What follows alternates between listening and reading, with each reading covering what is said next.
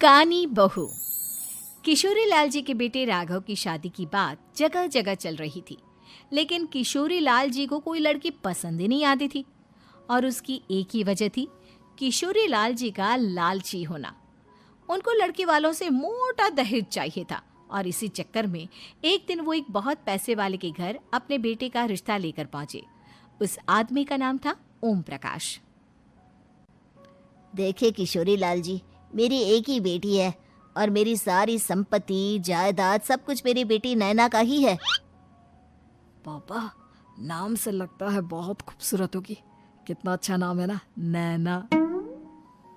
ओ, वैसे बात तो सही है आपकी। अब इतना पैसा है, जमीन जायदाद है, इकलौती बेटी, आप भी क्या करेंगे? सब कुछ उसे ही देंगे ना। बिल्कुल ठीक पहचाना आपने। बस बेटी की शादी और सारी जायदाद उसके नाम। पापा, बिना देखे हाँ कर दीजिए ना। इतना अच्छा रिश्ता फिर कहाँ मिलेगा? माला माल हो जाएंगे हम। मैं अपनी बेटी को बुलाता हूँ।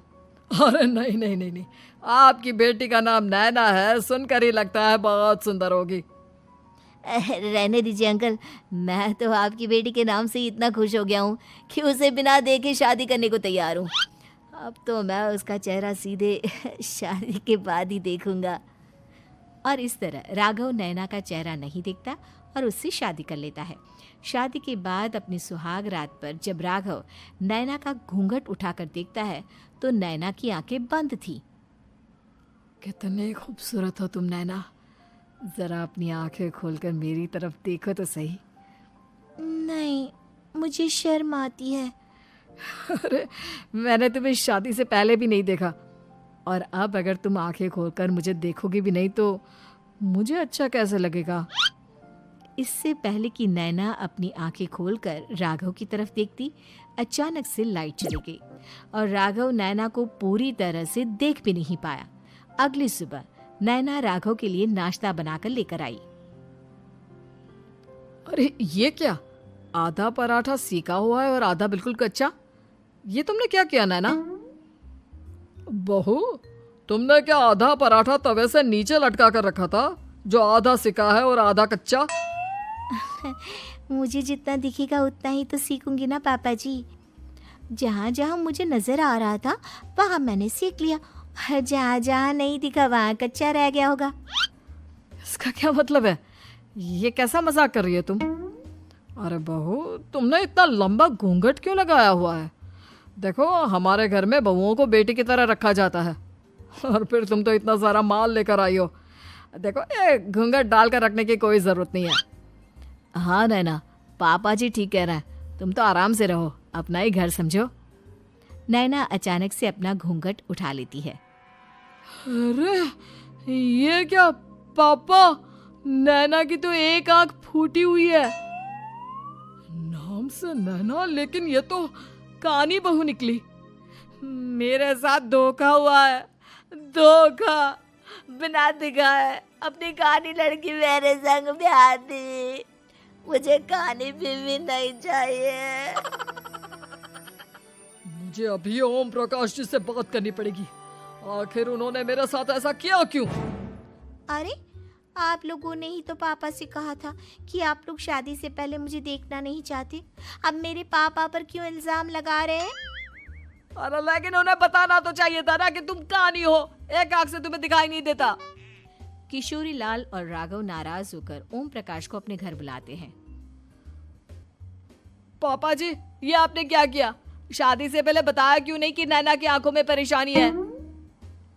अरे, आप ही ने तो लड़की देखने से मना कर दिया था। और लेकिन आप बता तो सकते थे।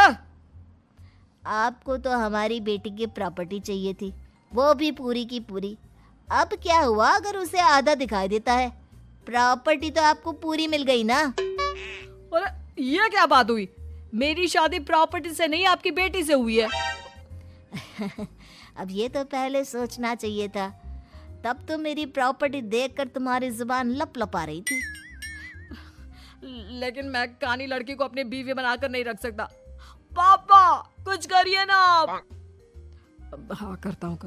देखिए ओम प्रकाश जी, आप हमारे साथ ऐसा नहीं कर सकते। और तुम देखो, अगर तुमने मेरी बेटी से शादी तोड़ी ना, तो जो भी प्रॉपर्टी मैंने तुम्हें दी है वो तो पूरी की पूरी वापस ले ही लूँगा, और आधी प्रॉपर्टी तुम्हारी भी लूँगा। अरे मेरी आधी प्रॉपर्टी भला क्यों लेंगे आप? इसलिए क्योंकि मेरी बेटी को आधा नजर आता है और उसकी नज़र अभी तक तुम्हारी आधी जायदाद पर ही पड़ी है। अब तुम उसे घर से निकालोगे तो कुछ तो लेकर जाएगी ना। और अगर हम आपकी बेटी को अपने घर की बहू बना कर रखे तो? तो तुम्हारी पूरी प्रॉपर्टी तुम्हारी ही रहेगी, और जो मैंने तुम्हें दिया है ना, उसमें से बस मैं आधा लेकर जाऊंगा। अरे लेकिन अब आप अपनी दी हुई प्रॉपर्टी में से आधी वापस क्यों लेकर जाएंगे? अगर मैं आपकी बेटी को अपनी पत्नी बनाकर रखने को तैयार हूं तो? इसलिए ताकि भविष्य में अगर तुम मेरी बेटी को धोखा दो तो उसके पास कुछ तो रहे जो पति का हो। वैसे मेरे पास तो बहुत कुछ है, लेकिन अपने पति की कोई निशानी तो उसके पास होनी चाहिए ना। अब अगर तुमने मेरी बेटी को कानी कहा तो तुम्हें प्रॉपर्टी भी कानी ही मिलेगी, पूरी नहीं। जमाए राजा। किशोरी लाल और राघव समझ चुके थे कि वो बुरी तरह फंस चुके हैं और अब उनके पास वहां से निकलने का कोई चारा नहीं है। अब समझ में आया ना, लालच बुरी बला होती है। एक तो तुम्हें प्रॉपर्टी मिली, ऊपर से बीवी मिली, उसमें तुम्हें नखरे भी दिखाने हैं। आए बड़े, चुपचाप बैठो दोनों। कुछ दिनों के बाद नैना राघव की कार लेकर बाजार घूमने निकलती है और जब कार लेकर वापस आती है, ये क्या? एक तरफ से मेरी गाड़ी पूरी खराब हो चुकी है। लगता है तुमने मेरी गाड़ी को किसी दूसरी गाड़ी के साथ एक्सीडेंट किया है। अरे अरे कितना बड़ा नुकसान कर दिया तुमने बहू। वो क्या है ना पापा जी, मुझे एक आंख से दिखाई नहीं दे रहा था, सामने से गाड़ी आ रही थी। मुझे तो सिर्फ आधा ही दिखाई दिया और वो गाड़ी मेरी कार से रगड़ते हुए निकल गई। अब मैं क्या करूं बताओ? आप इसे ठीक कराने के पैसे कौन देगा? तुम्हारे पापा? तुमने मुझसे इस तरह से बात की? अभी रुको। नैना राघव की शिकायत ओम प्रकाश को कर देती है। देखो राघव, अब जो मेरी आधी प्रॉपर्टी तुम्हारे पास थी ना, उसमें से आधी और मैं लेकर जाऊंगा, क्योंकि तुमने मेरी बेटी को डांटा। अरे नहीं नहीं पापा जी, गलती हो गई, माफ कर दो। गलती की तो कोई गुंजाइश ही नहीं। अगली बार मेरी बेटी को डांटा तो बची हुई आधी में से आधी और ले जाऊंगा। लालच के चक्कर में हम दोनों ने बहुत बड़ी गलती कर दी बेटा। एक तो तुम्हें कानी बहू मिली और ऊपर से जो माल मिला वो भी काना। इस तरह राघव की हर एक गलती पर ओम प्रकाश उसकी प्रॉपर्टी का आधा आधा हिस्सा लेकर अपना सारा माल वापस ले गया और राघव को कानी बीवी से काम चलाना पड़ा। भाई लालच वाकई में बुरी बला है।